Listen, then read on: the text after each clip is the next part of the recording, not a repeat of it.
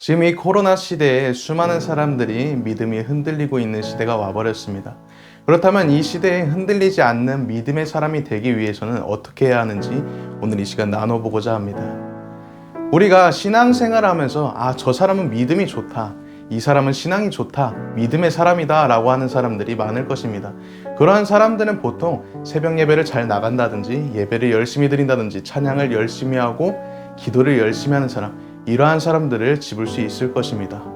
그렇다면 이런 것들은 우리의 기준의 믿음의 사람인데 예수님께서 말씀하시는 믿음의 사람의 기준은 어떠한 사람들인지 한번 알아보도록 하겠습니다. 먼저 예수님의 12제자를 보도록 하겠습니다.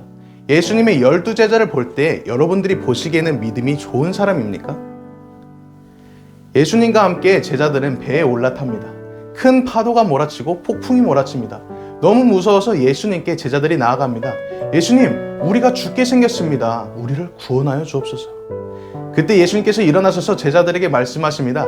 이 믿음이 작은 자들아. 마가복음에서는요, 이 믿음이 없는 자들아 라고 예수님께서 말씀을 하십니다.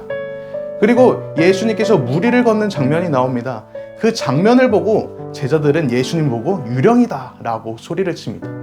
이러한 모습을 볼 때 12제자들은 우리의 기준에서 믿음의 사람입니까? 아마도 그다지 믿음이 좋다고 느껴지지는 않을 것입니다. 그렇다면 예수님께서 말씀하시는 믿음이 좋은 사람, 믿음의 기준이 되는 사람은 어떠한 사람인가? 바로 혈류병 여인입니다.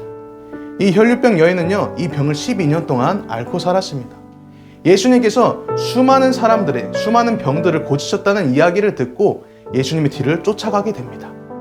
예수님의 그 겉옷만 만져도 내 병이 치유될 것이라는 그러한 심정으로 예수님의 옷자락을 만집니다. 그때 예수님께서 자신의 몸에서 능력이 빠져나가신 것을 느끼시고 그 여인을 직접 찾아가서 말씀하십니다. 너의 믿음이 너를 구원하였다고. 그리고 예수님께서 믿음을 극찬하시는 사람이 2명이 나옵니다. 그 사람들은 다 이방인인데 그 중에 한 사람은 수로보니게 여인이라고도 하고 가나안 여인이라고도 합니다. 이 여인은요, 자신의 딸이 귀신에 들려서 예수님께 도움을 요청합니다. 그런데 예수님께서는 이상하게 그 여인의 말을 무시하게 돼요. 그 모습을 보고 제자들이 가서 이야기를 합니다. 예수님, 저 여자가 말을 하는데 좀 가서 도와주시죠 라고 이야기를 하자 예수님께서 그제서야 입을 여십니다. 내가 자녀의 떡을 취하여 개들에게 던짐이 마땅하지가 않다 라고 말씀하시는데 뭔가 이상하게 예수님답지 않은 답변을 하십니다. 보통 사람들 같으면요, 이 말을 들으면 나를 개무시했기 때문에 자존심이 너무나도 상해서 그 자리를 떠나던가 아니면 그 사람과 싸우게 될 것입니다. 근데 이 여인은요, 반대적인 반응을 보였습니다. 이 여인은 네, 맞아요. 저 개 맞습니다. 근데요, 개들도 주인의 상에서 떨어지는 부스러기는 먹습니다. 저도 받을 자격이 없다는 거 알아요. 그런데 개도 주인의 상에서 떨어진 부스러기를 먹는 것처럼 저에게도 그 은혜의 부스러기를 좀 나눠주시면 안 되겠습니까? 라고 이야기합니다. 예수님은 그 말을 듣고 충격을 받으셨어요. 너의 믿음이 크도다 라고 예수님께서 칭찬하십니다. 그리고 예수님께서 가버나움으로 들어가십니다. 그때 한 백부장이 예수님께 나와 자신의 하인이 중풍병에 걸려서 죽게 생겼다고 이야기를 합니다. 그러자 예수님께서 내가 직접 가서 고쳐줄게 라고 이야기를 해요. 그랬더니 백부장이 손살을 치면서 이야기를 합니다. 아이고, 아닙니다. 예수님, 어떻게 예수님께서 거기까지 오신단 말입니까? 제가 감당할 수가 없습니다. 그래서 예수님께서 말씀만 하시면 다 나을 것 같습니다 라고 이야기를 합니다. 그 이야기를 듣고 예수님께서 감동을 받으시고 충격을 받으셔서 온 회중들 앞에서 이야기를 합니다. 내가 이스라엘 중에서 이만한 믿음을 본 적이 없다 라고 말씀하시며 가라, 너의 믿음대로 될지어다 라고 말씀을 하십니다. 지금 예수님께서 보여주신 이 세 사람에게는 공통점이 있는데요, 그것은 바로 예수님께 끝까지 매달려 있었다는 것입니다.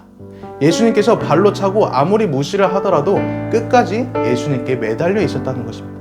왜요? 내가 아무리 혼자의 힘으로 애를 쓰고 힘을 쓰고 발버둥을 쳐도 나의 힘으로는 안 된다는 것을 알았기 때문입니다. 여러분, 이것이 바로 믿음입니다. 오늘 본문의 말씀인 나는 포도나무요 너희는 가지라, 그가 내 안에 내가 그 안에 거하면 사람이 많은 열매를 맺나니 나를 떠나서 너희가 아무것도 할 수 없음이니라 라는 말씀입니다. 나는 나무고 너희는 가지라 라고 말씀하신 것은요, 가지는 무조건 나무에 매달려 있어야 한다는 뜻입니다. 이것이 바로 흔들리지 않는 믿음의 사람입니다. 여러분, 오늘 이 시간이 들은 말씀을 가지고 이 코로나 시대에 흔들리는 믿음 가운데 우리의 신앙 가운데에 승리하셔서 항상 예수님께 매달려 있는 저 여러분들이 되었으면 좋겠습니다.